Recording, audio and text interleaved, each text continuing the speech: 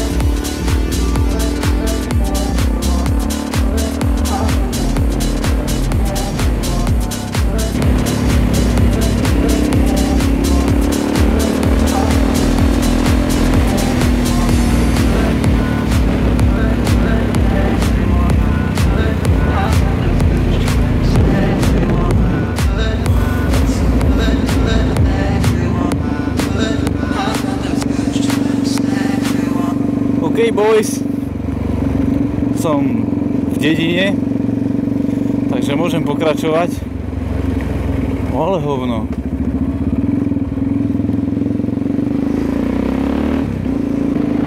Takže som hovoril, tuším o tom, že v tom videu nebolo nič také protizákonné. A teda toto zariadenie, keď není kalibrované a není certifikované, neslúži ako dôkazový materiál. Takže v podstate policajt ani nemôže, ani by nemali v podstate s tým čo robiť, pretože video je preukázateľne spracované v postprodukcii, kde sú spomalené zábery a takisto tam môžu byť aj zrýchlené. Takže v podstate je to právne nenapadnutelné, by som povedal. A druhá vec o tom, že mi môže niekto ublížiť na motorke, to sa môže stať kedykoľvek. To niekomu prdne v bedni a motorku mi prekotí, alebo mi ju nejako poškrabe, alebo neviem, proste to bez toho, že by ma niekto poznal, že som to ja, tak by mi tak či tak mohol na tej motorke ublížiť, takže to sa buď nikdy nestane, alebo keď sa to má stať, tak sa tomu nevyhnem. Takže asi toľko o tejto problematike.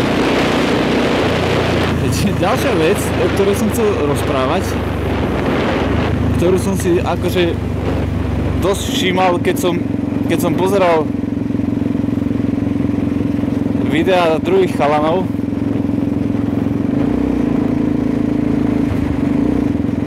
tak ja neviem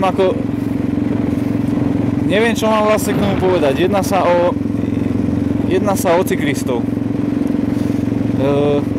Je známe, že aj vodiči aut, aj motorkári majú na cyklistov dosť často ťažké srdce, by som povedal. No a ja tomu nechápem, že prečo. Akože videl som tých videí viac. Ticho, lebo tu môže decko spať. Videl som tých videí viac, kde akože chalani nadávali na cyklistov, že sa serú po cestách a neviem čo. A kde majú jazdiť? Však dobre, existujú nejaké cyklotrasy, ktoré sú mimo ciest, ale ja sám som chodil na bicykli, predtým, než som si kúpil motorku. A musím povedať, že drvivá väčšina z tých ciest je v tak katastrofálnom stave, že ak Ako teraz si zoberte, že no je tak v katastrofálnom stave, že to sú skoro sa na to nedá jazdiť na normálnom bicykli. Ešte horský bicykel ako tak. To sa ešte dá. Ale kúpte si ty kokodome bicykel za 3 litre a viac. Športový, cestný, na galúskach. A choďte po takej ceste, kde si chcete trošku zašportovať, trošku vydať zo seba nejaký výkon, zamakať riadne. To sa proste nedá. To je na slovenské cesty je to skoro nadľudské proste. Po takej ceste jazdiť na takom bicykli. Nikto si ten bicykel doničiť nechce ani nič.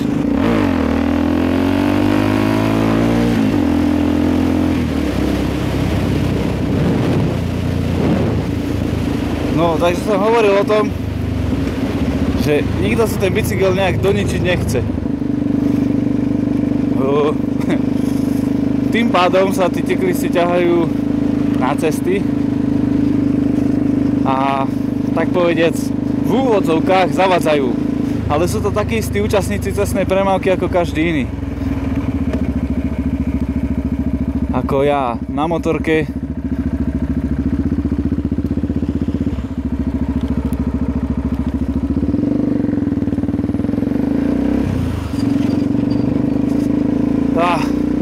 Vy na aute alebo na motorke, to proste tam ťažko nejako odsudzovať, jasné. Oni majú takisto svoje pravidlá, ako majú jazdiť, a takisto ako každý jeden človek, ktorý jazdí na hocičom, či na aute, či na bicykli, či na motorke, či na ja neviem čom, tie pravidlá porušujú, keď jazdia vedľa seba dvaja, keď jazdia traja vedľa seba, alebo ja neviem, proste po strede cesty, ide si po tej lepšej ceste v strede. No ale tak dobre, a nikto nikdy na aute nepredbehol, ne? Nikto nikdy na aute nepredbehol cez plnú čiaru, alebo na motorkách, ak niektorí máte, tak koľký z vás ste jazdili vedľa seba v jednom pruhu a ešte k tomu ste svojho kamoša na motorke obehli z pravej strany, alebo ste ho dobehli. To sú také veci, že to sa proste stáva. Ja nehovorím, ja si nechcem teraz zastávať cyklistov, alebo čo, aj keď to tak vysnie, ale hej, sú cyklisti, ktorí nevedia jazdiť po ceste a na takých mám nervy aj ja. Takých by som najradšej minimálne vyškolil, ako to majú robiť. Ale nebudem hovoriť, že teraz ich potrebujem ujebať, alebo ty kokot, že by som im prešiel kolesom po hlave, alebo takéto pičoviny. To sú proste chujoviny. To sú zbytočné reči, podľa mňa. No je to také, že je to také strašne cool na tej motorke, že sa ten človek cíti, ako myslím tým, že rozpráva o tých cyklistoch. Som si všimol, že v poslednej dobe sa to vo viacerých videách riešilo a všetci tak nadávali tým cyklistom, že alebo idem ja do Bánoviec pozrieť.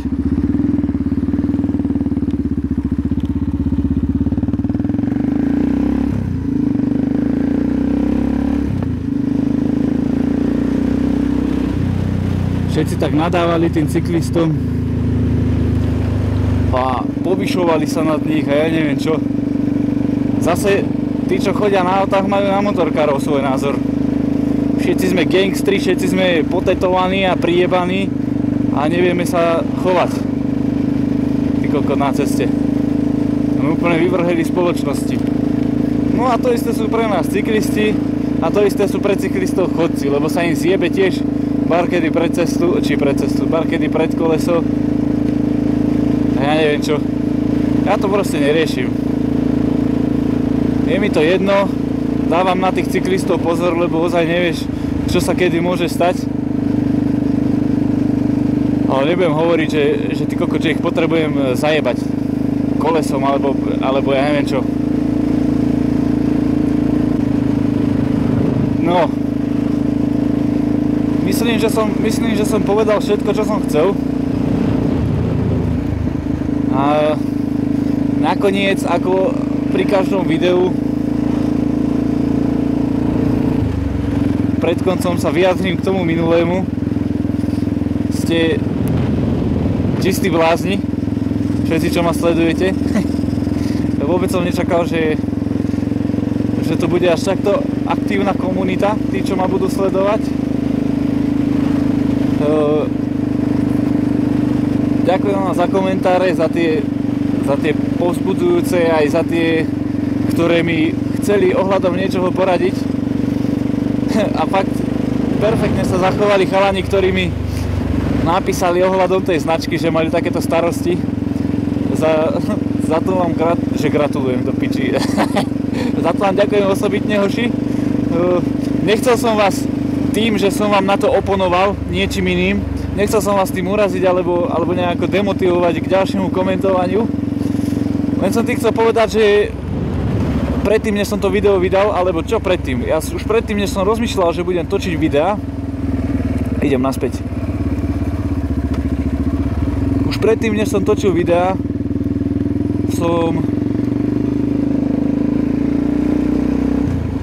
som si študoval ohľadom tohto nejaké veci v zákonoch a sledoval som aj novely, aj kraviny. Proste toto vám nebudem vyprávať, lebo to je strašná nuda.